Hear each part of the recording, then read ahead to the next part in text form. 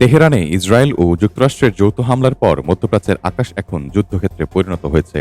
নিরাপত্তার খাতিরে উপসাগরীয় দেশগুলো তাদের আকাশসীমা বন্ধ ঘোষণা করেছে, যার প্রভাব পড়েছে বিশ্বজুড়ে হাজার হাজার বিমান যাত্রীর উপর।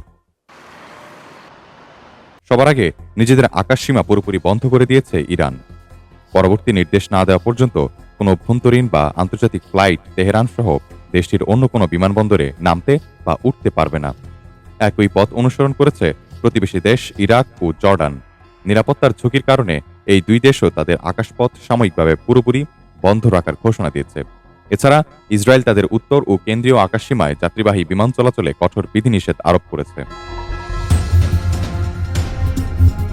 এই যুদ্ধাবস্থায় সবচেয়ে বেশি ফ্লাইট বাতিল করেছে মধ্যপ্রাচ্যের জায়ান্ট এয়ারলাইন্সগুলো। এমিরেটস, কাতার এয়ারওয়েজ ও ইতিহাদ ইরান, ইরাক ও লেবাননগামী সব ফ্লাইট স্থগিত করেছে। এছাড়া লুফথানসা এবং এয়ার ফ্রান্সের মতো ইউরোপীয় এয়ারলাইন্সগুলো আগামী কয়েকদিনের জন্য এই অঞ্চলে তাদের কার্যক্রম বন্ধ রাখার সিদ্ধান্ত নিয়েছে।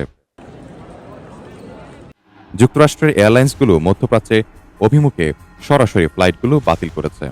এদিকে যারা এখনো ফ্লাইট পরিচালনা করছেন তারা দীর্ঘপথ ঘুরে গন্তব্যে পৌঁছানোর চেষ্টা করছে।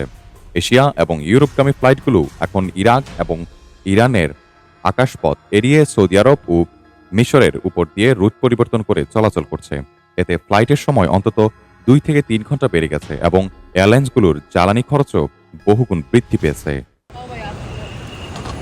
ডেস্ক রিপোর্টার, দেশ বুলেটিন।